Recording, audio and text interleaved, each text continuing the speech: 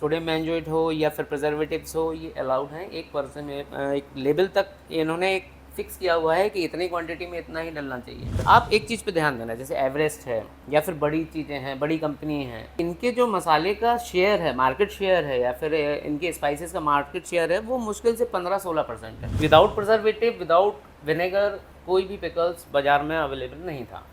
अधिकतर स्टार्टअप्स या फिर ये कंपनीज का चालू होने के बाद बंद होने का रीज़न ही ये होता है कि आप उसको सस्टेन नहीं कर पाते, मेंटेन नहीं कर पाते। दो मोड हैं बिजनेस के करने के, या तो आप खुद मैन्युफैक्चरर हो या मैन्युफैक्चरिंग कर रहे हैं, या फिर आप B2B करते हैं, किसी से लेके वाइट लेबलिंग करवा के आप उसको देते हैं। जब आप बैंक के पास जाओगे तो आपकी बुक्स देखी जाएंगी सिर्फ और सिर्फ on the basis of GST। Law आने वाला है, इंडिया में भी लागू होने वाला है। आपको ब्रांड के प्रोडक्ट में जो हार्मफुल इंग्रेडिएंट्स हैं, आपको आपके ब्रांड नेम के ऊपर लिखने पड़ेंगे।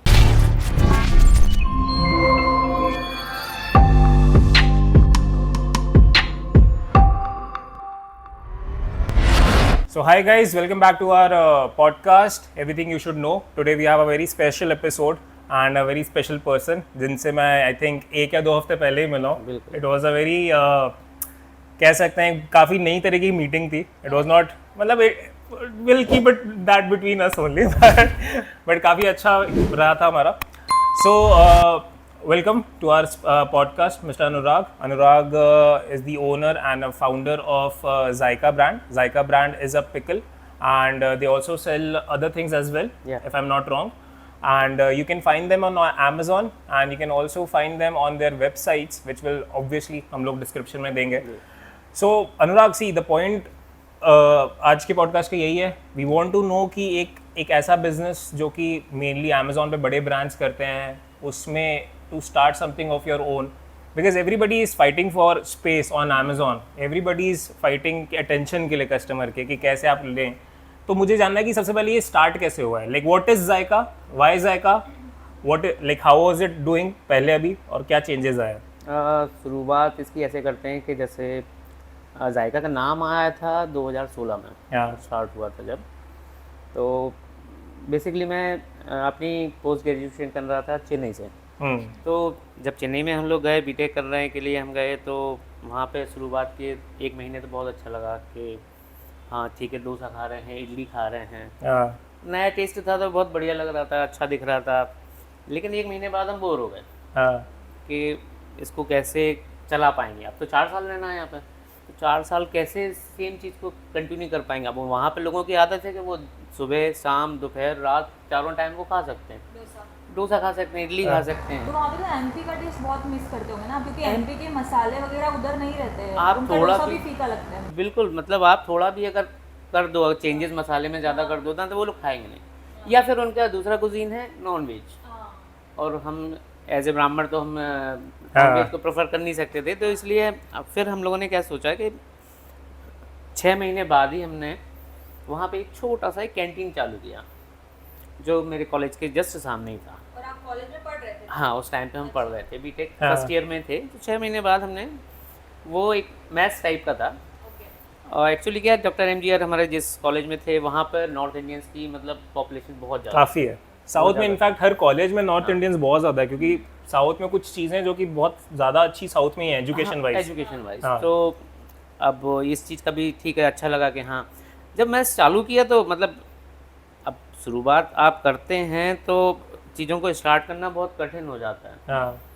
लेकिन ठीक है, अब आप में तब एनर्जी होती है, आपने स्टार्ट किया. अच्छी बात ये रही कि वहाँ पे नॉर्थ इंडियन की पॉपुलेशन बहुत ज़्यादा थी, तो हमें रिस्पॉन्स भी बहुत अच्छा मिला. पहले मतलब मुझे ये जानना है कि कितने पार्टनर्स थे, मतलब कैसे एक 4-5 स्टूडेंट्स प्लान करके कि यार कैंटीन चालू करते हैं, ये कहीं ना कहीं मतलब ये प्रॉफिट ओरिएंटेड था या फिर ये था कि यार एक फन वे में कुछ चालू भी कर देते हैं हम? एक्चुअली ये टोटली बिजनेस ओरिएंटेड ही था. और एक्चुअली मैंने अपनी पूरी फीस वगैरह भी उसी से निकाली थी फिर. रियली? अच्छा, कॉन्फिडेंस कैसे है कि पढ़ाई के चलते मैं छोड़ भी देता हूँ, पढ़ाई चलती रहेगी, इधर कैंटीन चलाता हूँ? नहीं, बस कैंटीन. वो एक गलती ये की ना कि पढ़ाई पर ज़्यादा ध्यान नहीं दिया. पहले सेमेस्टर में फेल हो गया था. घर पे बताया रिजल्ट? नहीं बताया, आज तक नहीं मालूम, अब मालूम पड़ेगा. हाँ. तो उसके बाद मतलब जैसे तैसे हम BC फिजिक्स केमिस्ट्री बायो वाले थे हम लोग. अब दिक्कत ये हुई फर्स्ट सेमेस्टर में फिर से वही मैथ आ गई। हम्म। मतलब जिससे बचते बचाते हम यहाँ तक आए थे, फिर वो मैथ आ गई। तो मैथ में पहले सेमेस्टर सेकंड सेमेस्टर दोनों में फेल, हाँ। कुछ नहीं हो पाया, किसी को कुछ पता नहीं था। थर्ड ईयर में जाके हमने जैसे तैसे उससे हाथ जोड़े, अब पास हुए हम उससे। तो एक्चुअली अब बिजनेस चालू करते जब आपके पास अर्निंग आने लगती है ना, तो आपको अच्छा लगने लगता है, कॉन्फिडेंस आता है। हाँ कि अच्छा चल रहा है। फिर आप गलतियाँ चालू करते हैं कि जब प्रॉफिट आता है तो फिर आप लापरवाह हो जाते हैं। तो उसके बाद गलतियाँ हुई, नुकसान भी हुए, लेकिन फिर उस चीज़ से समझ में आ गया कि करना तो बिजनेस ही है, जॉब नहीं करनी है। बचपन से ही मतलब हम क्या करते थे कि हम और मम्मी साथ में बैठ के जो पेपर्स में रेसिपीज़ आती थी, उन रेसिपीज़ को कॉपी करके फॉलो करके और नए नए खाने बनाते रहते थे। तो खाना बनाने में हम बहुत अच्छे हैं, हाँ। और टेस्ट को समझने में भी बहुत अच्छे हैं। तो इससे हमें क्या फ़ायदा मिला कि जब हम लौट के आए चेन्नई से, तो एक ब्रांड चालू करने का सोचा। और मम्मी अचार बनाने में परफेक्ट थी, मतलब उनका मोहल्ले तो ठीक है, उनके रिश्तेदारों में हमारे जितने भी रिलेशन में थे सबके पास उन्हीं का अचार चाहिए, वो टेस्ट चाहिए, वो क्वालिटी चाहिए, ये चाहते थे। तो हमने कहा ठीक है चलो। फिर थोड़ी बात हमने क्या है रिसर्च की इस चीज़ पे कि पिकल्स मार्केट में जो अवेलेबल ब्रांड है या फिर जो प्रोडक्ट अपन को मिल रहा है वो क्या है, हम इसमें कैसे डिफरेंट करें। तो आपने देखा होगा कहीं पे भी आप जाएं, कोई भी पिकल्स आप उठाएं, किसी भी कंपनी का ले लें, जब हम लोगों ने स्टार्ट किया था तब की बात 2016 की बोल रहे हैं, कि विदाउट प्रिजर्वेटिव विदाउट विनेगर कोई भी पिकल्स बाज़ार में अवेलेबल नहीं था। चाहे कितना भी बड़ा ब्रांड हो, कुछ भी हो, उसमें प्रिजर्वेटिव वो यूज़ करते हैं और विनेगर भी डालते हैं। तो उसका टेस्ट जो घर का होता है वो टेस्ट आता ही नहीं, ऑथेंटिक टेस्ट नहीं है घर वाला, टेस्ट नहीं आ पाता। ये चीज़ क्लिक की तो हम लोगों ने फिर जायका इस तरीके से स्टार्ट हुआ। कौन सी ईयर की बात है जब आपने फाइनली स्टार्ट कर दिया था? हाँ, 2016 में ये एक बेस चालू किया कि जायका स्टार्ट करना है। आपने और आपकी मम्मी? हाँ, दो लोग हैं। वैसे ऐसा हमारे पार्टनर हैं, मेरी वाइफ भी उसी में पार्टनर है, मेरे एक फ्रेंड है अभिषेक, वो भी उसी में पार्टनर, 3 लोग हैं। रेसिपीज़ उनकी होती थी, बैक एंड पे काम अभिषेक देखता था, फाइनेंस का काम शुभी देखती थी, बाकी और डेवलपमेंट, रिसर्च, डिज़ाइनिंग, ये सारा काम हम देखते थे। बट इंजीनियरिंग ख़त्म करने के बाद मतलब आई एम 110% श्योर कि काफ़ी सारी जॉब अपॉर्चुनिटीज़ मिलती हैं। बिल्कुल। एंड आपके साथ आपके जो बैचमेट्स रहते हैं उन लोगों को एक अच्छी जॉब मिल जाती है, वो कहीं ना कहीं जा रहे होते हैं। एट दैट सेम टाइम उस चीज़ पे ना जाते हुए एक risky business, because of course आप इस बड़े मार्केट में घुस रहे हो, तो वो कहीं ना कहीं डाउट था कि हमेशा से कॉन्फिडेंस था कि नहीं यार मैं करना यही चाह रहा हूँ?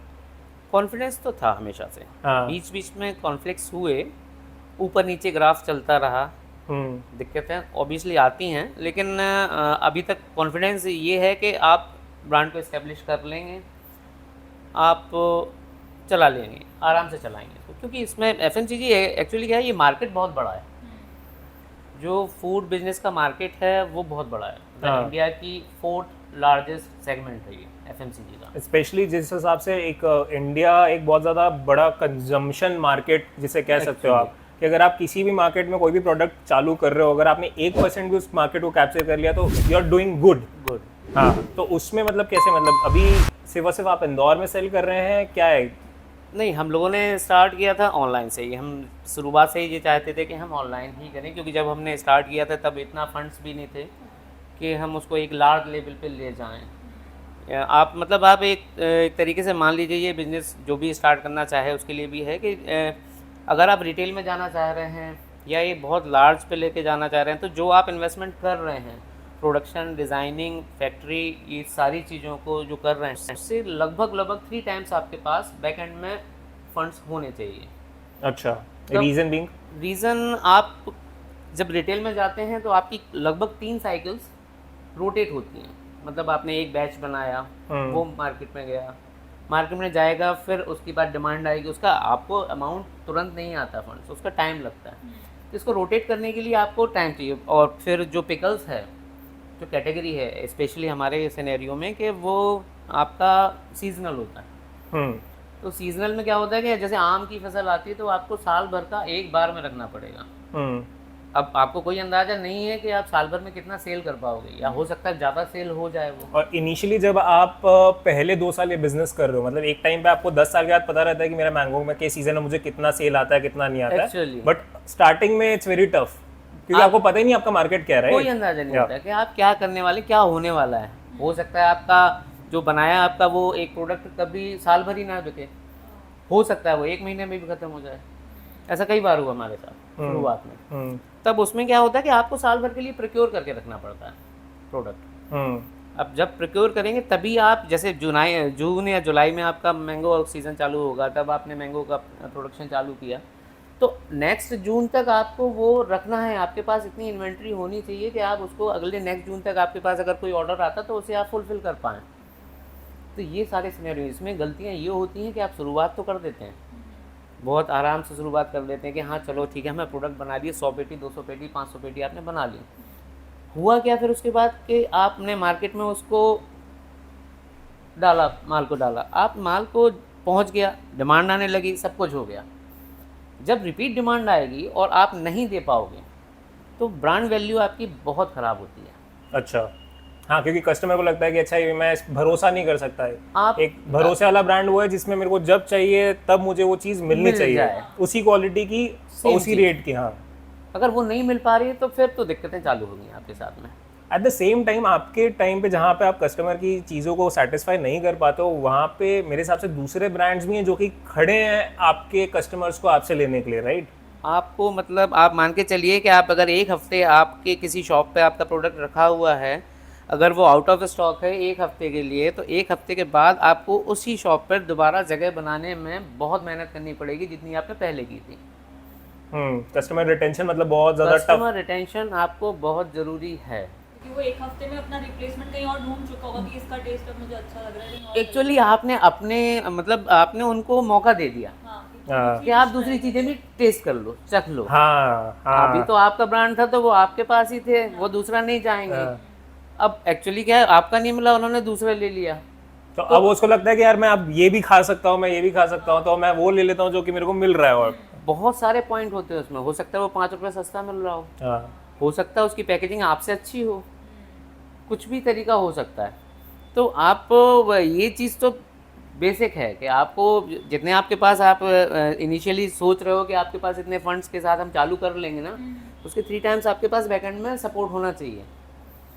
वरना तो आप अधिकतर स्टार्टअप्स या फिर ये कंपनीज का चालू होने के बाद बंद होने का रीज़न ही ये होता है कि आप उसको सस्टेन नहीं कर पाते, मेंटेन नहीं कर पाते कि कहाँ तक कितना लंबा जाना है इसको।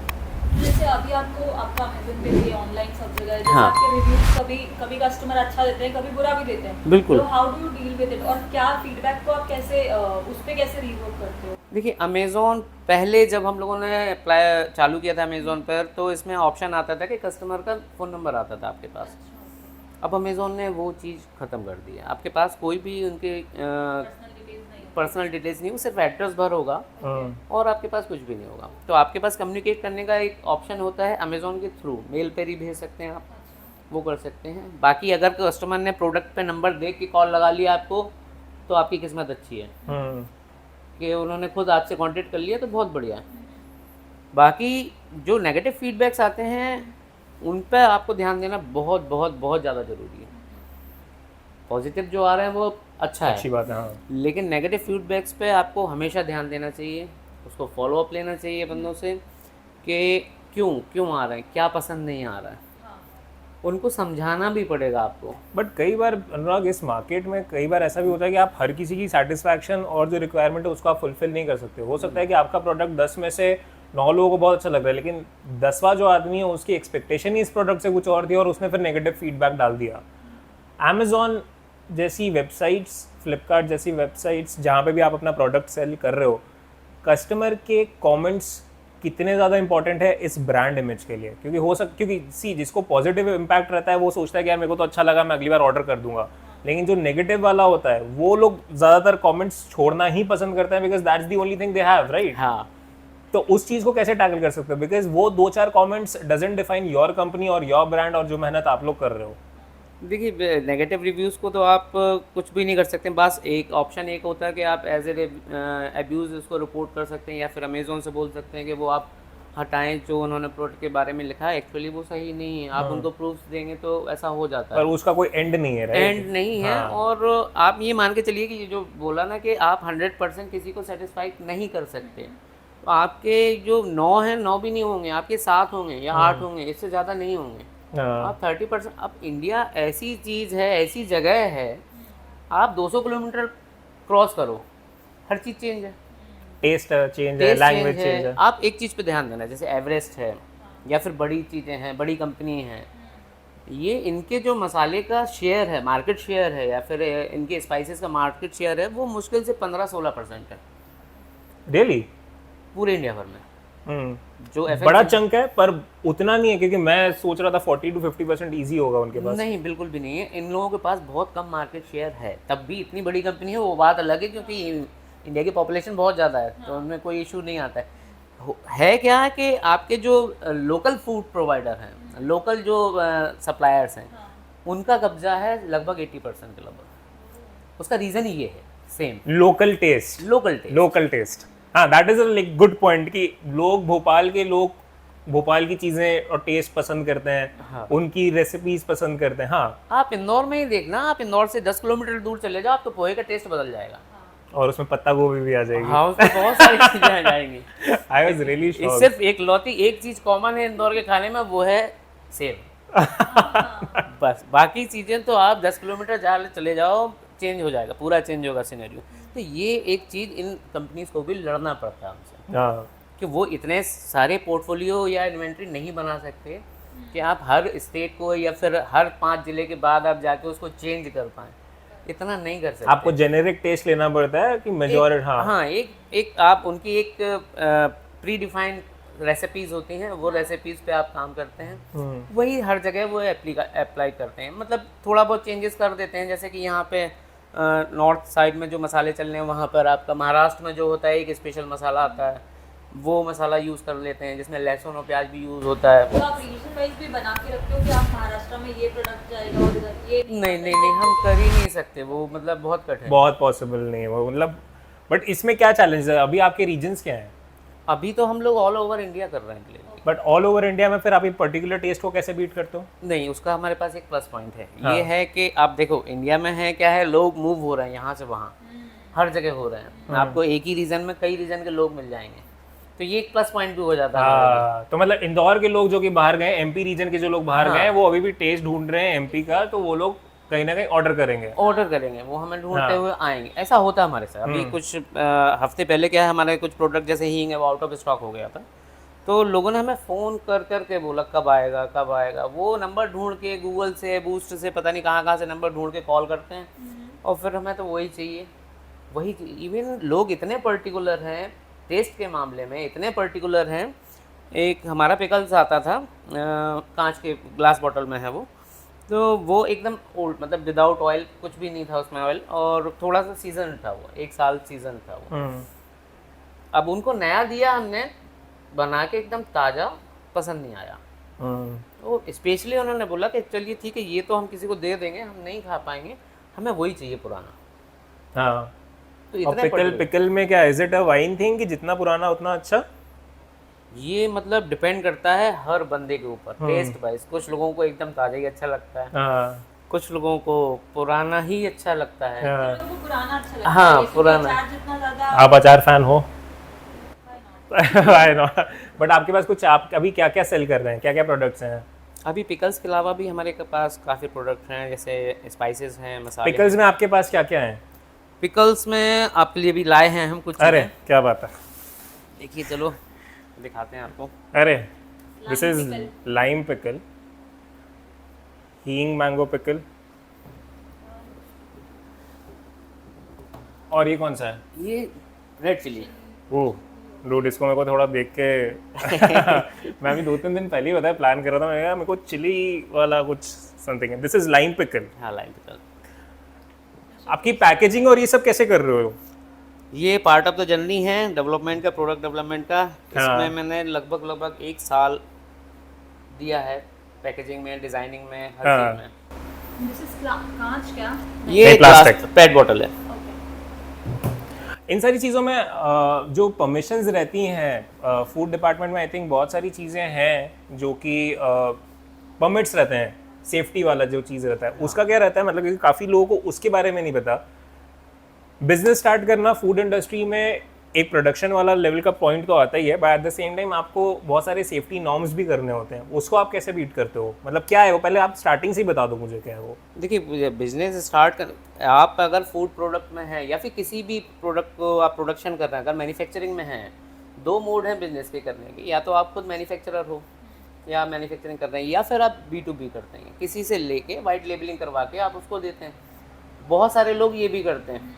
मेजॉरिटी मेरे हिसाब से ये करते हैं, बिकॉज एवरेस्ट खुद का प्रोडक्ट बहुत ज़्यादा नहीं बनाता होगा। एवरेस्ट के खुद के नहीं है हर जगह पर, वो भी करते हैं। इवन पार्ले नहीं बनाता, पतंजलि नहीं बनाता है। हाँ। ये सारे प्रोडक्ट भी कई अलग अलग, आप उनके पैकेजिंग पे देखेंगे हाँ, तो आपको मैन्युफैक्चर्ड और FSSAI नंबर आपको अलग अलग लोकेशंस के अलग अलग मिलेंगे। वो रीज़न ही ये है कि वो अलग अलग टाई अप करके बनाते हैं, उनकी रेसिपी सेम होती है, क्वालिटी स्टैंडर्ड वो होते हैं, उनको मैन करके आप एक कंपनी चूज़ करते हैं, वो उनसे प्रोडक्शन करवाते हैं। तो ये तरीका है। अब उन जिनसे प्रोडक्शन जो ऑलरेडी प्रोडक्शन में है, उनके पास आपके पेपर वर्क जो होता है कंप्लीट होता है। फूड प्रोडक्ट में आप ये मान के चलिए कि एक भी गलती आपके ब्रांड को ले डूबेगी। अगर एक भी गलती आपने की तो आप बर्बाद हैं, क्योंकि इतने सारे नॉर्म्स हैं इसमें, हाँ, आपको करने पड़ेंगे, सही करने पड़ेंगे, सारी चीज़ें करनी पड़ेंगी। इसमें आपको FSSAI लेना पड़ेगा, टेस्टिंग होती है, फूड लैब होगा, ये सारी चीज़। इवन आपकी जो परमिसेस है जहाँ पर आप बना रहे हैं, उसकी भी टेस्टिंग होती है हाँ। कि आप कैसे बनाना, उसके लेबल्स हैं, आप किस लेवल पे काम कर रहे हो, उस लेवल पे आपका काम होता है। ISO सर्टिफिकेशन जो चलते हैं वो कई लेवल्स पे चलते हैं कि किस काइंड ऑफ आपकी फैक्ट्री है, किस काइंड ऑफ आपकी मैन्युफैक्चरिंग यूनिट कैसी है, वो सारी चीज़ें देखी जाती हैं। तो प्रोडक्शन करने से पहले, स्टार्ट करने से पहले ये पेपर वर्क आपको ज़रूरी है ही है करना। और ये कितना ज़्यादा स्ट्रिक्ट है या फिर ये कितना ज़्यादा ईज है इस पर? आपको अगर लॉन्ग टर्म काम करना है, ब्रांड बिल्डिंग करनी है, ब्रांड को इस्टेब्लिश करना है एज ए ब्रांड, तो आपको ये पहले करना पड़ेगा, और ये बहुत बहुत ज़्यादा ज़रूरी है। मतलब इम्पोर्टेंट, मोस्ट इम्पॉर्टेंट थिंग तो ये है कि आप पहले नंबर आप डिज़ाइनिंग पे काम कर लीजिए, आप अपने पेपर वर्क पे काम कर लीजिए, ट्रेडमार्क पे काम करिए आप। GST बहुत ज़रूरी है। लोग क्या गलती करते हैं, अभी देखने में देखा, बहुत सारे लोगों को देखा हमने कि GST से बचना चाहते हैं, वो मतलब फाइलिंग नहीं करते हैं, अपनी फाइल्स बुक्स हमेशा कमज़ोर होती हैं इनकी। बहुत सारे लोगों को देखा है कि हाँ 5 लाख की अगर इनकम टैक्स की लिमिट है तो वो 5 लाख ही भरेंगे। अगर हमें टैक्स नहीं भरना है इसके ऊपर, अगर कोई जॉब वाला नहीं, जॉब वाले की तो मजबूरी, उसकी सैलरी आती है, उसको भरना ही पड़ेगा। जो सैलरीड नहीं है या जो जॉब करते हैं, उनका ये सिनेरियो बना हुआ है, फिक्स है, दिमाग माइंड में फिक्स है कि CA ने बोल दिया 5 लाख तक है, CA की फ़ीस दो, आपको कोई फीस ऊपर से टैक्स नहीं भरना। ये बहुत गलत है। ऐसे ही कंपनी में है, आप अगर GST आपके पास है, GST आप भरिए, जितने नंबर्स आप बुक्स में दिखाएंगे वो आपको हमेशा हेल्प करेंगे आगे जाके। कैसे? जब आप किसी बैंक के पास जाओगे, तो आज पुराना सिनेरियो अलग था, अब जब आप बैंक के पास जाओगे तो आपकी बुक्स देखी जाएंगी सिर्फ और सिर्फ on the basis of GST कि आपने क्या किया है उसमें, उसके अलावा उन्होंने कुछ भी नहीं चाहिए। तो GST तो आप बना के चलो, अपनी बुक्स 100% पूरी तैयार करके रखो। एक अलग ही, वो भी एक अलग सेक्टर है जिस पे आपको ध्यान देना ही पड़ेगा, मतलब विदाउट क्लीन बुक्स आप कितना सर्वाइव करोगे? नहीं कर पाए, आपको फंड्स चाहिए ही पड़ेंगे। आगे जाके तो आपको ज़रूरत पड़ेगी, आप एक्सपेंड करेंगे तो आपको एक्सपेंड करने के लिए फंड्स चाहिए ही पड़ेंगे। आप कब तक, सीड फंडिंग पहला स्टेज हो गया, दूसरा आप अगर कोई फंड्स आपको देता है, कोई आपके शेयर्स लेके, वो तरीका होगा। बूट स्टेप में आप फंसे ही रहोगे शुरुआत में। आपको अगर आगे बढ़ना तो आपको अपनी बुक्स क्लियर करनी पड़ेंगी, बहुत अच्छी बना के रखनी पड़ेंगी। तो अभी जायका ने इनिशियली फंडिंग कितने से चालू किया था? हम लोगों ने लगभग 10 लाख रुपए से स्टार्ट किया था।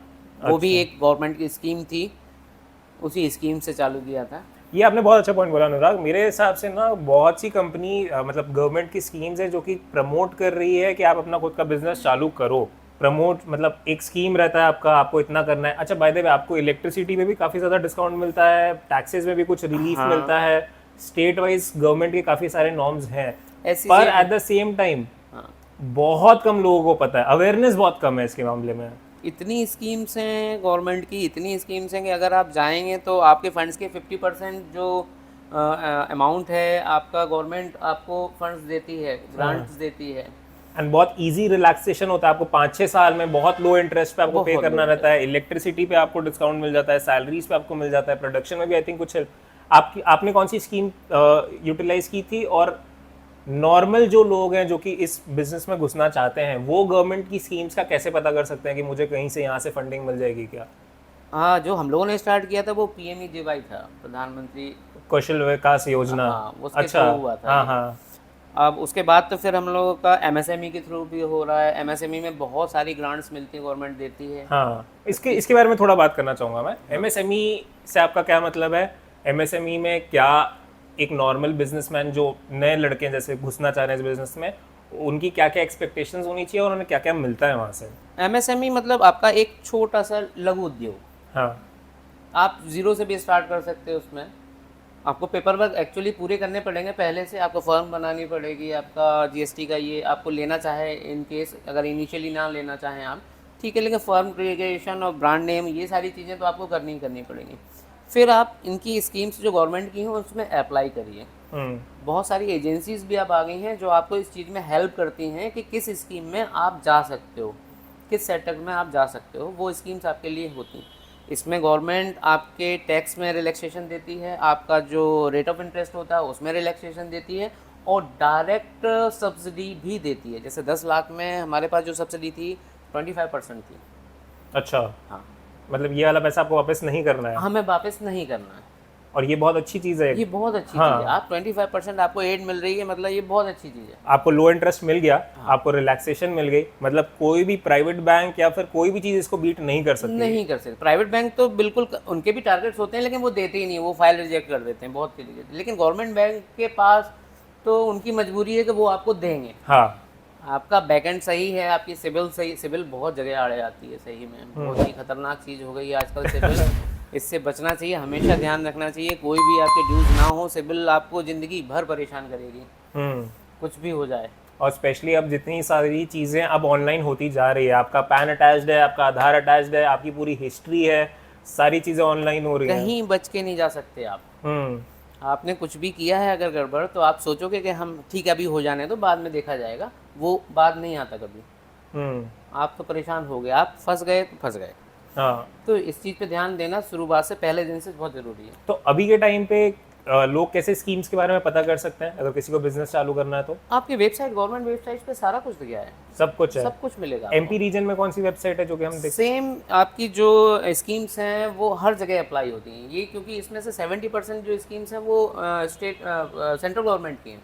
अच्छा, मेजॉरिटी स्कीम्स सेंट्रल गवर्नमेंट से। अच्छा, PMKVY हो गया तो ये तो सेंट्रल का ही है। सेंट्रल का है वो। हाँ, तो अभी ये 4.0 वर्जन पर चल रहा है। आपने मतलब कोई स्पेसिफिक वर्जन में लिया था PMKVY या फिर? इनिशियली लेवल पे लिया था हमने तब। अच्छा, ओके। तो आप अभी जो रेवेन्यू जनरेट कर पा रहे हो, आप अमेजन से ज़्यादा जनरेट कर पाते हो या आपकी खुद की वेबसाइट से ज़्यादा रेवेन्यू जनरेट होता है? दोनों का अगर कंपैरिजन करते हो तो शुरू कौन कौन सी प्लेटफॉर्म पे आपकी वेबसाइट, आई मीन आपका प्रोडक्ट रजिस्टर्ड है?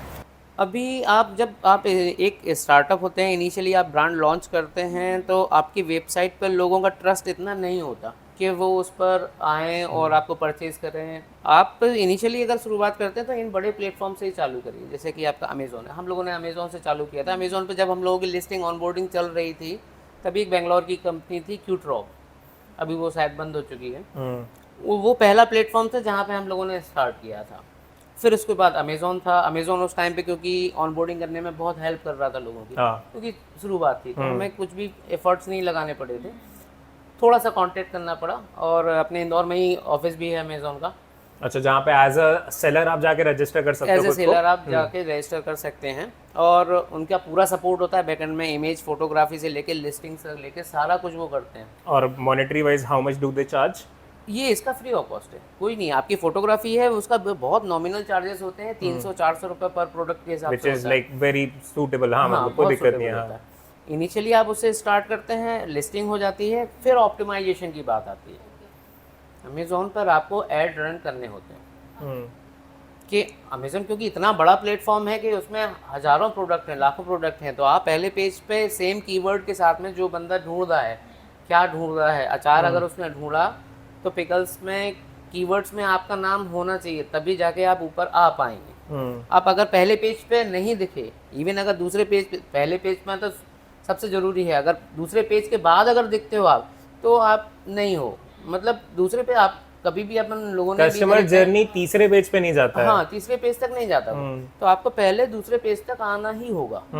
उसके लिए आपको ऑप्टिमाइजेशन चाहिए, वो आप क्रिएट करो। कीवर्ड्स होते हैं, बहुत सारी कंपनियां हैं उसमें भी हेल्प करती हैं आपकी कीवर्ड्स में। तो हम लोगों ने अमेज़ोन से ही सबसे ज़्यादा बिजनेस आया अभी तक, उसके बाद फ्लिपकार्ट है, उसके बाद क्रेड। क्या है? क्रेड। क्रेड? हाँ, क्रेड कैसे? क्रेड का है ना, इनका एक इन हाउस शॉपिंग का भी है, अपने जो कस्टमर्स हैं इनको शॉपिंग का भी ऑप्शन देते हैं। हाँ, तो क्रेड से हम लोगों का काफ़ी अच्छा वो रहा। और वेबसाइट रिटेंशन, अभी आपका वेबसाइट के थ्रू कितना ट्रैफिक जनरेट हो रहा है? वेबसाइट का हमारा सिर्फ और सिर्फ 20% भी नहीं है लगभग। अच्छा, बिकॉज लोग प्रेफर करते नहीं, बिकॉज वेबसाइट्स बहुत सारी हैं, जैसा आपने बोला कि थोड़ा मुश्किल है ट्रस्ट बनाना यहाँ पे।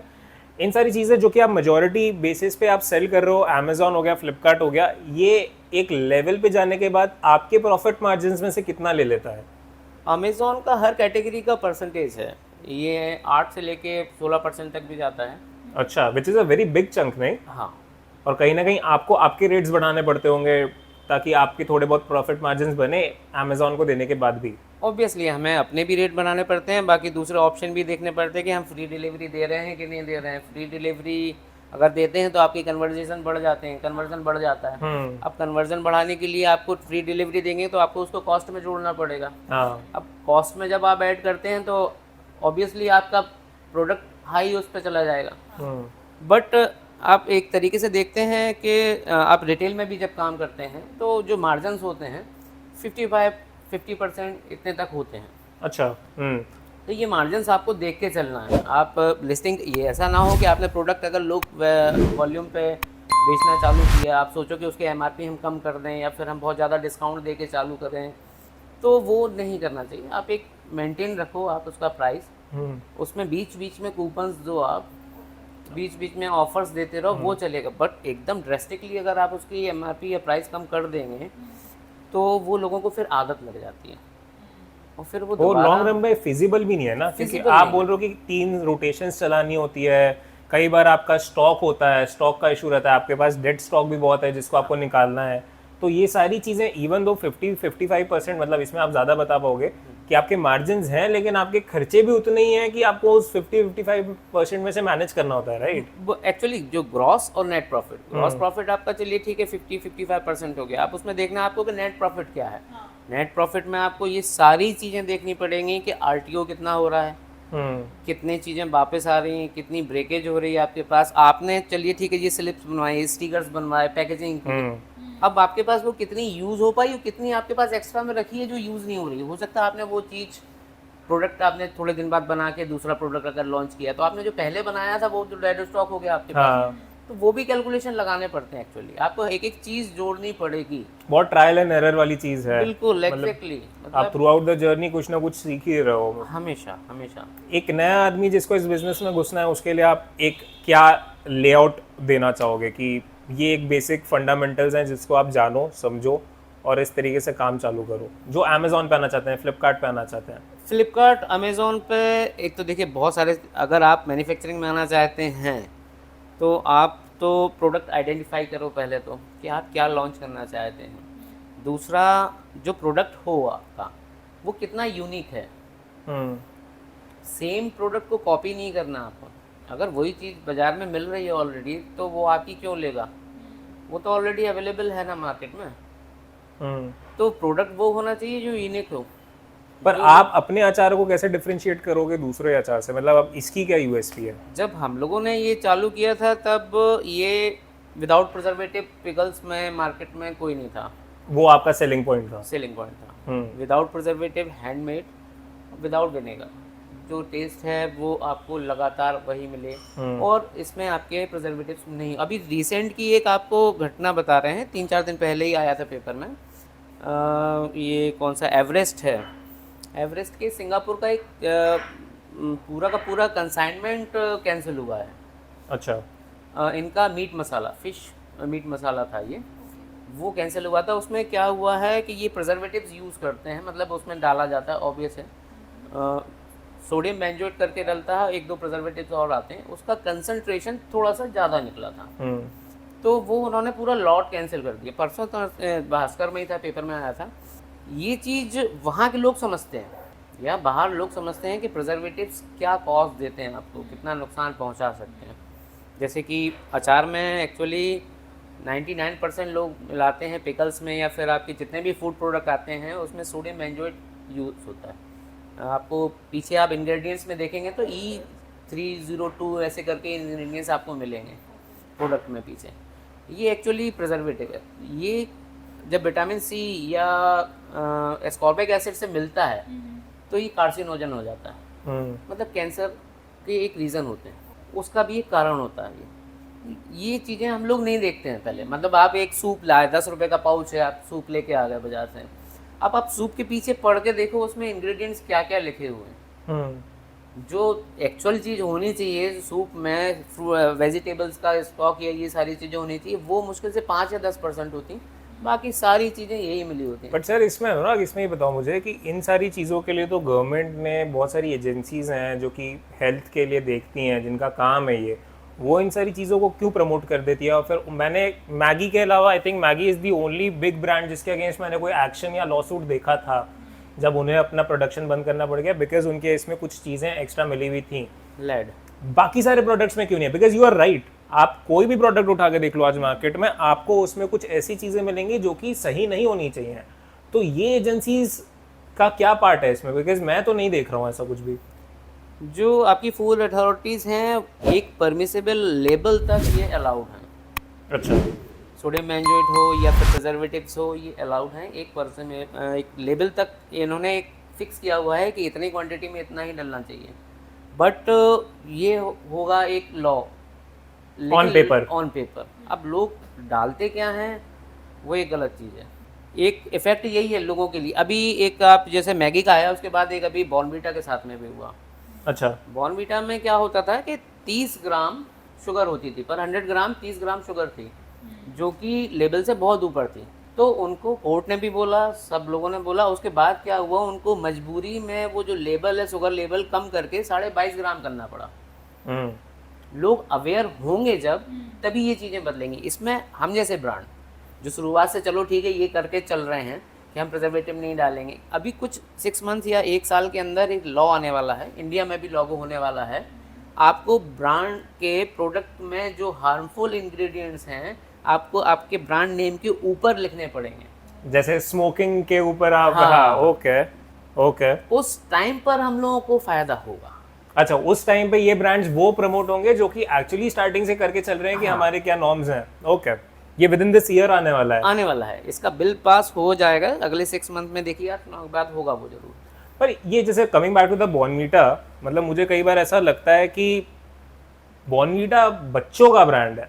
हाँ। आप उन्हें शुगर रश दे रहे हो, आप चाह रहे हो कि उनकी बॉडी में उतना ज़्यादा शुगर मिक्स हो जाए, तो मतलब वो काफ़ी सारे ब्रांड्स कर रहे हैं, बड़े ब्रांड्स भी कर रहे हैं। बॉर्नवीटा बच्चों का ब्रांड एक्चुअली नहीं है, उसको बनाया गया है। हाँ, मतलब उसको ब्रांड को आप देखिए, अभी अमेज़न को गाइडलाइन आई है पिछले हफ्ते कि ये जो हेल्थ ड्रिंक में आता था उस कैटेगरी से हटाना पड़ेगा आपको। ये हेल्थ ड्रिंक नहीं है, उस कैटेगरी से हटाना पड़ेगा। अच्छा, गेटोरेड के इसमें एनर्जी वाले में आ गया, बिकॉज हाँ शुगर है तो एनर्जी होनी है ना। ये चीज़ें बदल रही ना, धीमे धीमे बदलेंगे। और दूसरा है जो लोग अवेयर हो रहे हैं, आज लोगों को चीज़ें हैं, अपने लोगों की कैपेसिटी पर कैपिटा इनकम बढ़ रही है, कैपेसिटी बढ़ रही है, तो लोग खर्च करने के लिए तैयार हैं, बट उनको अच्छा खाने को मिले। और अब दिक्कत ये है कि बाजार में आपके पास ऑप्शन ही कम है। हाँ, तो जो अच्छा लेने जाओ आपके पास है ही नहीं है, कैसे करेंगे आप? तो स्वाद भी तो बहुत इम्पोर्टेंट है। बिल्कुल है, यही तो लोगों के लिए बताना चाह रहे हैं कि आपके पास अगर स्वाद और क्वालिटी दोनों चीज़ें हैं तो आप सक्सेस करोगे, आप आगे बढ़ोगे। बस आपको चीज़ें ध्यान रखनी पड़ेंगी। जैसे ई कॉमर्स में आपको देखा जाए तो 4 पॉइंट होते हैं। तो पहले तो आप कनेक्ट करें, कनेक्ट करने के बाद उनको प्रोडक्ट पहुंचाएं, उनके रिव्यूज़ चाहिए कैसे कर रहे हैं, फिर उसको रिटेन करें। हमारा जो रिटेंशन रेट है वो 60% से ऊपर है, विच इज़ वेरी गुड। जो लोग 6 साल पहले से हमसे ले रहे हैं वो आज तक ले रहे हैं और लगातार लेते हैं, वो रेगुलर हैं। लगभग लोग ऐसे हैं जो रेगुलर हैं वो हर महीने, हर 2 महीने, हर महीने में एक ना एक उनका ऑर्डर आता है। हम लोगों ने ब्रांड चालू किया था पिकल्स से, फिर इसके बाद हमने ये हींग चालू किया 2019 में। हींग का आप कैसे करते हो प्रोडक्शन?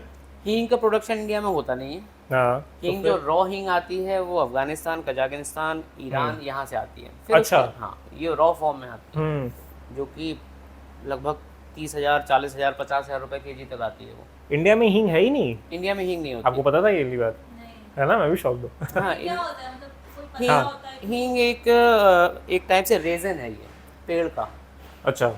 ये रेजन होता है और उसका हाई स्मेल, उसमें ये ईरान ऊंची जगह पे एल्टीट्यूड, हाई एल्टीट्यूड पे ही होता है। यहाँ कोशिशें चालू की हैं बट वो नेचुरल नहीं है, बिकॉज उसको क्लाइमेट चाहिए रहता है इस क्लाइमेट चीज के चाहिए लिए, और उसमें राइट? टाइम लगेगा, अभी चालू नहीं हो पाएगा वो। तो ये पूरा वहाँ से आता है, फिर इसको कंसनट्रेट लेवल पे हम इसको डाइल्यूट करते हैं कि कितने कंसनट्रेट या एमआरपी के हिसाब से उसको चेंज करना पड़ता है, क्योंकि रॉ हींग आप कंज्यूम नहीं कर पाएंगे, वो इतनी ज़्यादा स्ट्रांग होती है। वो आपकी दवाइयों में यूज़ होती है एक्चुअली। अच्छा। हाँ, तो इसमें हमें फिर गम अरेबिका आता है एक प्रोडक्ट, गम जिसको गाद बोलते हैं, उसके साथ में मिक्स करना होता है जिससे हम इसका कंसनट्रेशन लो कर पाए, मेंटेन कर पाए। मार्केट में जो अभी हींग आती है उसमें क्या है, स्टार्च, आटा, ये सारी चीज़ें मिली होती हैं। उस पर लिखा भी होता है, कोई भी आप हींग उठा के देखें किसी भी कंपनी की, उस पर लिखा होता है कि इसमें इतने परसेंट, 50% आटा मिला हुआ है। आटा? हाँ, गेहूं का आटा? गेहूं का आटा, मैदा, आटा भी होता है? स्टार्च मिला होता है। हाँ हाँ। तो ये हमारी यूएसपी अलग थी कि हम ये सब नहीं मिक्स करते हैं। गम अरेबिका एक्चुअली हमें मिक्स करना पड़ रहा है क्योंकि उसे एडिबल बनाना है, वो तो हम करते हैं। पर एक बात बताओ, आपके घर में तो अब कोई भी बाहर की चीज लाना बड़ा एक कठिन हो गया होगा आप लोगों के लिए, क्योंकि आपकी आदत होगी पीछे पलट के मैं देखूं इसमें क्या है। अरे आदत है, दिक्कत में सूप उठा के जब चाय पीते थे, खाना सब कुछ था। हाँ। लेकिन जब से ये सब चीज़ें हुई हैं तो वो तो आप ये सोचो, फिर आपको डर लगता है। मेरी छोटी बेटी है जैसे, उसको भी लगता है कि ये चीज़ें बाहर की ले जाएं, लेकिन आप खुद लगने लगता है ना, आपको मालूम है पूरा सिनेरियो बाजार का कैसे चल रहा है, तो आप खुद उनको देने से बचते हो, मना करते हैं आप कि नहीं देंगे हम इनको। अब जिस लोगों को मालूम पड़ेगा वो अवॉइड करेंगे। हाँ। तो अभी आपने मेंशन किया कि विद इन दिस ईयर ये जो नया नॉर्म्स आने वाला है गवर्नमेंट की साइड से कि ब्रांड के साथ लिखा होगा कि इसमें कौन सी हानिकारक चीज़ें हैं। तो जैसे अभी लोग ऑलरेडी स्मोक कर रहे हैं, उस पर लिखा हुआ है फिर भी कर रहे हैं। डाइट कोक का जो न्यूज़ आया, तो लोग तो अवॉइड करेंगे ही। तो मतलब कैसे, मतलब ये वाला रूल आपको जेन्युइनली लगता है कि this will make a difference, या ये कहीं ना कहीं स्टार्टिंग में आएगा और फिर वो नॉर्मल हो जाएगा? नहीं, ऐसा नहीं है कि ये डिफरेंस पैदा नहीं कर पाएगा, ये करेगा, एक्चुअली करेगा, इसीलिए करेगा। अभी जैसे कि आपने, अब कुछ गिने चुने लोग हैं इसमें कि जो कि पीछे ब्रांड्स देख के, इंग्रेडिएंट्स देख के फिर खरीदते हैं।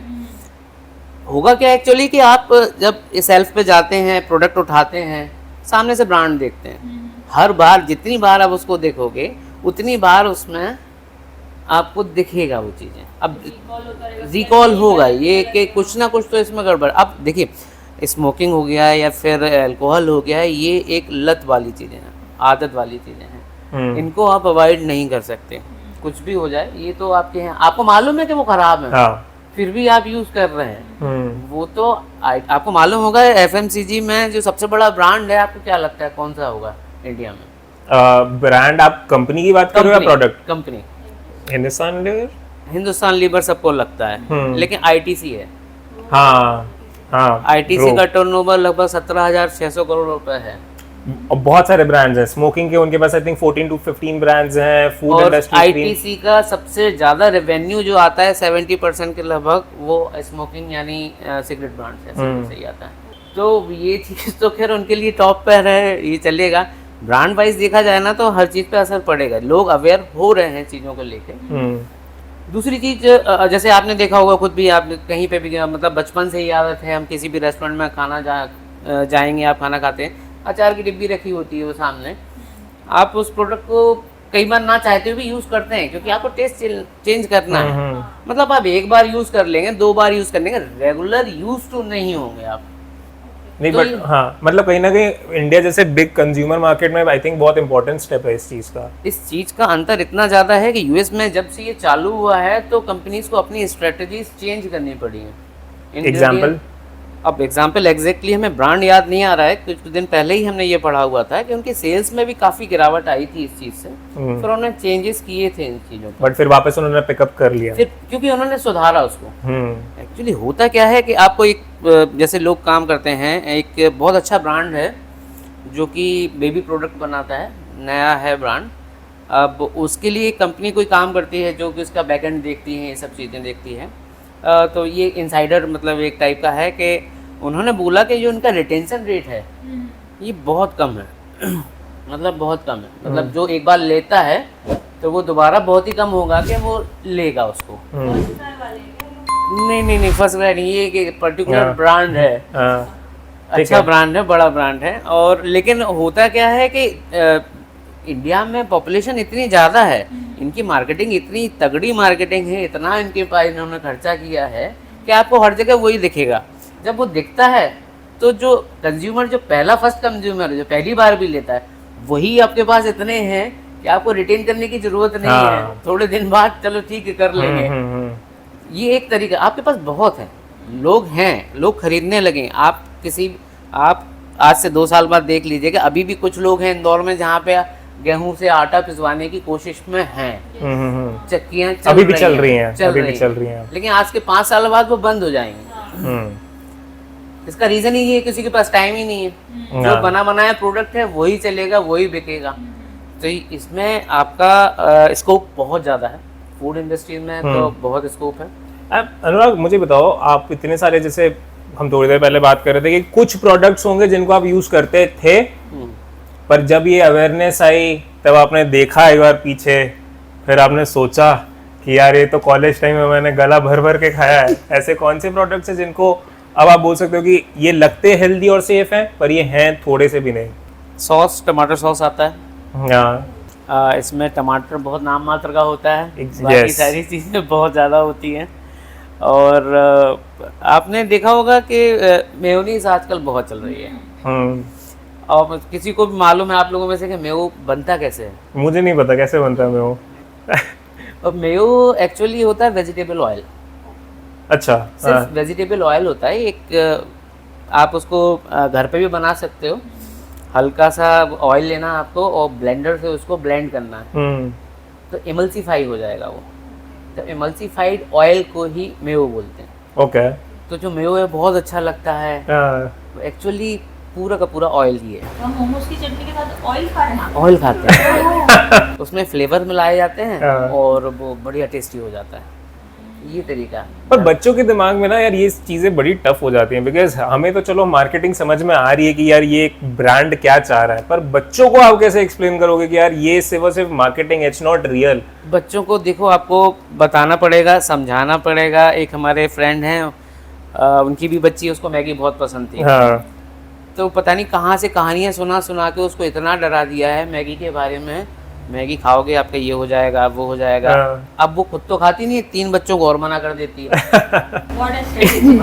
आपको लगता है सच था मैगी वाले? मैगी देखिए, हम इस इंडस्ट्री में हैं, मुझे मालूम है। मैं आपको हम एक कहानी बताते हैं कि जब हमने ये चालू किया था पिकल से स्टार्ट करना, तो होता क्या है कि आम जो होता है ऑल ओवर 12 मंथ पूरे आपको मिलता है, ये अवेलेबल होता है। ये होता कैसे है अवेलेबल? ये पीसेस में होता है। जब आपको मुझे पहले बोला कि लोगों को मालूम होना चाहिए कि उनका कौन सा प्रोडक्ट कब खत्म हो जाएगा, कुछ पता नहीं।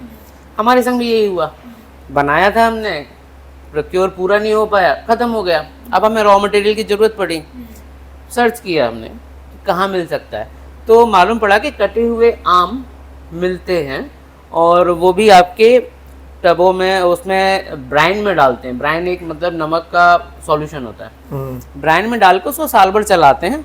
उसमें थोड़ा सा आपका ये डालते हैं कि प्रिजर्वेटिव डालते हैं जिससे वो ख़राब ना हो। तो ठीक है, हमने कहा ये अच्छा ऑप्शन है अगर साल भर मिल रहा है तो हम गए एक फैक्ट्री में जहाँ पे ये रॉ मटेरियल मिलता था। अब फैक्ट्री में जब हम गए तो आप मानोगे नहीं, अगर आपने कभी अचार बनते हुए देख लिया नॉर्मल जो है, तो आप जिंदगी में कभी अचार खाओगे नहीं। स्मेल है या फिर देखने का लुक एंड फील है या फिर वो स्मेल है? देखिए, एक इकलौती फार्मा इंडस्ट्री ऐसी है जिसमें इतने नॉर्म्स हैं कि कंटेमिनेशन नाम की चीज़ नहीं होनी चाहिए, क्योंकि फिर आपका सॉल्ट जो बना है वो काम ही नहीं करेगा ठीक से।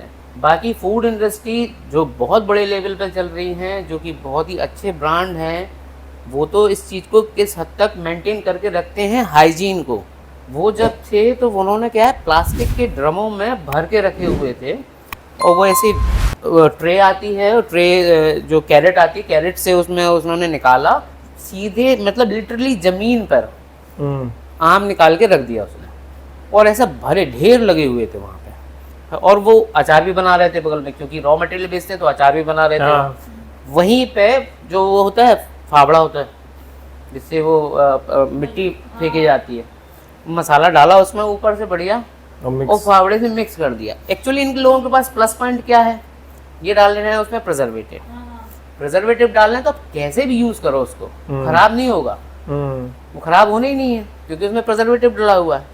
तो जब वो खराब नहीं होगा तो किसी भी कंडीशन में कैसे भी यूज करके ना पैक करना, लेबल लगा के बेच देना। हाइजीन बिल्कुल जीरो है, देख नहीं, मतलब वहाँ पे जो खड़ा है बस उसको रियलिटी पता है, उसको मालूम है, वो अपना खुद का प्रोडक्ट नहीं खाते, ये हाल है। क्यों खाओगे आप? ये हाल है, तो आपको मतलब हमें थोड़ा सा महंगा पड़ता है ये, इनको मेंटेन करने के लिए ये महंगा पड़ता है कि हम इसमें प्रिजर्वेटिव नहीं डाल रहे हैं। तो जो हमारे स्टेप्स हैं रखने के, अगर उसमें एक भी चूक हो गई, मतलब ये घंटों के हिसाब से चलता है।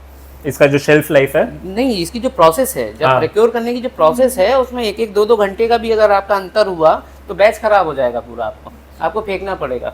मतलब एक प्रोसेस स्टेप बाय स्टेप जो होता है कि आपको काटना है, फिर धूप में सुखाना है, कितनी धूप में रखना है, कितनी देर तक करना है, उसका जो वाटर कंटेंट है कितना बचा उसमें, उन सबको करने के बाद फिर उसको प्रोक्योर करना है, ऑयल कितना, नमक कितना, ये सारी चीज़ें डालनी। ये इसीलिए महंगा पड़ता है क्योंकि प्रोसेस लेंदी है।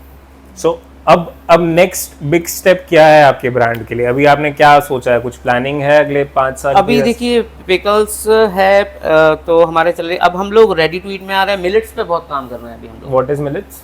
मिलेट्स मोटे अनाज, ज्वार, बाजरा। अच्छा, ओके, हाँ जी, इसके हम लोगों के लड्डू, पफ्स, ये सब चीजें आने वाली हैं। सर्च कैसे करते हो मार्केट में इन सारे प्रोडक्ट्स पे? कैसे है, क्योंकि आप इनिशियली आपने ये भी बोला था कि आपको पता होना चाहिए कि मार्केट में चाहिए क्या, आप कैसे पता करते हो? मिलेट्स ये 2024 मिलेट्स ईयर है। अच्छा, मोदी जी के कारण, हाँ, क्योंकि ये मिलेट ईयर है, तो भाई जिस चीज को बढ़ावा गवर्नमेंट खुद कर रही है तो आप भी बढ़ाओ उसको, हाँ, लोगों तक पहुंचा दो। मिलेगा नहीं, आप ज्वार बाजरा खरीदने जाओ, नहीं मिलेगा आपको। इंदौर में तो शायद मिल जाए, हाँ, छोटे शहर में मिल जाए, दिल्ली ऐसी जगह में जाओगे आप तो ढूंढना पड़ेगा आपको, ये कहाँ से ले हम। अच्छा, पैक्स, अब फूड आने लग गया है, पैक्स में आने लग गया है, चालू हो गया है लोग, लेकिन अब चीज वही है कि आप पुराने दौर में पहुंच रहे हो, जो पहले चलता था जिसको हमने चेंज किया, अब वापस हम उसी में पहुंच रहे हो आप। पहले कैंसर के मरीज कम हुआ करते थे, हार्ट ब्लॉकेज कम हुआ करती थी, हार्ट अटैक से आजकल 16-17 साल के बच्चे भी मर जाते हैं। वो पहले कम हुआ करती थी क्योंकि लोगों की लाइफस्टाइल, खाने के तरीके, प्रोडक्ट, ये सारी चीजें अलग थी। अब सर्वोपरि है स्वाद। यस, अब तो सबसे ऊपर है स्वाद। जैसा भी हो, कुछ भी हो, स्वाद अच्छा आना चाहिए बस। ये गलत जो भावना बीच में आ गई ना, ये चेंज हो रही है, धीमे धीमे चेंज हो रही है। आप मानोगे नहीं, मैकडॉनल्ड्स ने भी इंडिया में जब आया था तो इन्होंने अपनी सारी रेसिपीज चेंज की थी। यस, पूरी चीज़ें चेंज की थी, बीफ हटा दिया था टोटली क्योंकि वो यूज नहीं कर सकते थे, उनको भी अपने आप को चेंज करना पड़ा था। तो वेज बर्गर जो है वो सिर्फ इंडिया में ही मिलता है, और आलू टिक्की, हाँ, आलू टिक्की यहीं की रिलीज। पर मैकडॉनल्ड्स का तो ये है कि आप जिस भी कंट्री में वो लोग जाते हैं, थोड़ा बहुत वहाँ का टेस्ट अडॉप्टेशन के लिए वो लोग ले लेते हैं। जैसे आप जर्मनी में जाओगे तो आपको कुछ जर्मन मिलेगा, आप यूके में जाओगे तो आपको मैकडॉनल्ड्स में बेबी कैरेट्स के पैकेट मिलते हैं। लोग वहाँ पे आते हैं सिर्फ बेबी कैरेट्स खरीदने।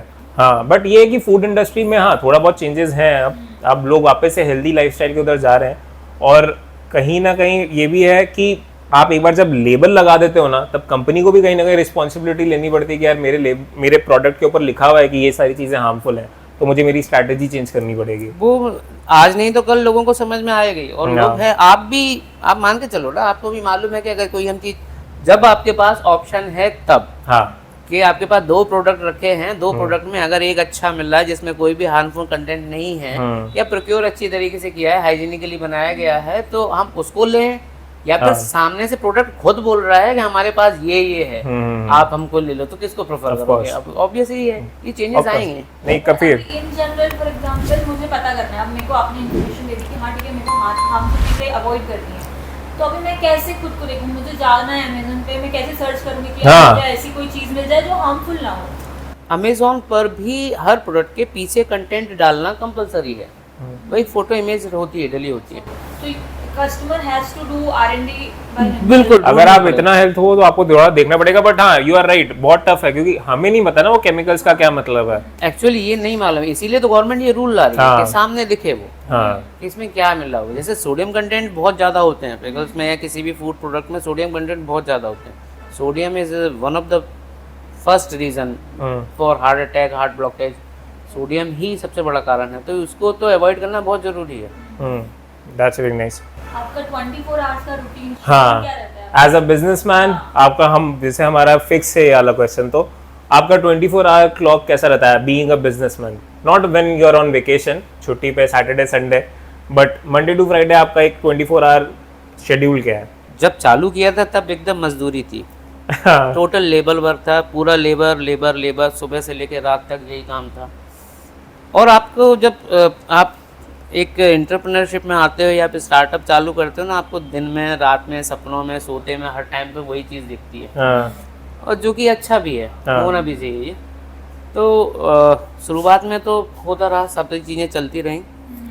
बाद में लेकिन एक चीज़ याद में आई, समझ में आया कि आपको हर चीज़ खुद नहीं करनी है। मतलब आप कोशिश करके भी, कुछ भी करके, किसी भी तरीके से अगर आप चाहोगे कि हर चीज़ आप खुद कर लो तो नहीं कर पाओगे, और फिर आप चीज़ें मेंटेन नहीं कर पाओगे। तो अब तो ये हुआ कि हमने अपने अपने जो हमारे टास्क हैं, अलग अलग टास्क जो हमने अलग अलग कैटेगराइज कर दिए, हमने लोगों को दे दिए।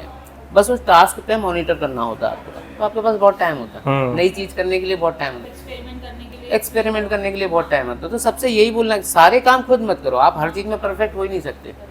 हमने गलती की थी पिछले साल रिटेल में आने के बाद, सेल्स में आने के बाद। सेल्स हमको आती ही नहीं है, डोर टू डोर सेल्स जैसे करना होती है वो हमें आती नहीं है, हमें नुकसान हुआ उसका। या तो हमें उसमें एक परफेक्ट बंदा वैसा ढूंढना चाहिए जो सेल्स कर पाए।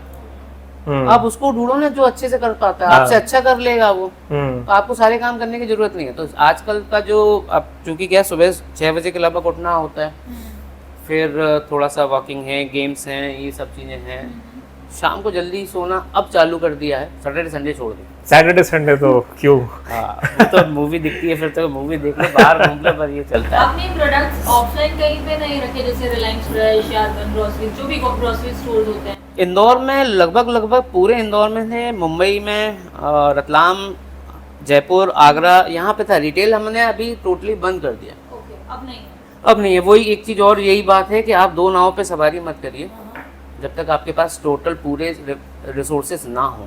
अच्छा, एक एम रखो, उस पे 100% एक चीज़ कंसंट्रेशन। पे फोकस रखो, पर्टिकुलर प्रोडक्ट रखो, ज़्यादा आप वैरायटीज़ मत निकालो, प्रोडक्ट वही रखो, आप उसी पे लगातार काम करो। आपको कई बार निराश होना पड़ेगा, अपने ऊपर भरोसा रखो, काम आगे बढ़ेगा, धीमे धीमे चलेगा, बिल्कुल चलेगा। चलो, that's very nice. So I think this is it. Thank you so much Anurag, आपने अपने प्रोडक्ट के बारे में, फूड इंडस्ट्री इन जनरल के बारे में काफ़ी सारी चीज़ें बताई। एंड गाइज, अगर आपको पिकल्स में इंटरेस्ट है, स्वाद और हेल्थ दोनों चीज़ें पसंद हैं, तो ये हमारे पास बेस्ट ऑप्शन है। इसके अलावा will see you another week. Thank you so much for watching. Please likes, share and comments हमें चाहिए, and follow us on Instagram.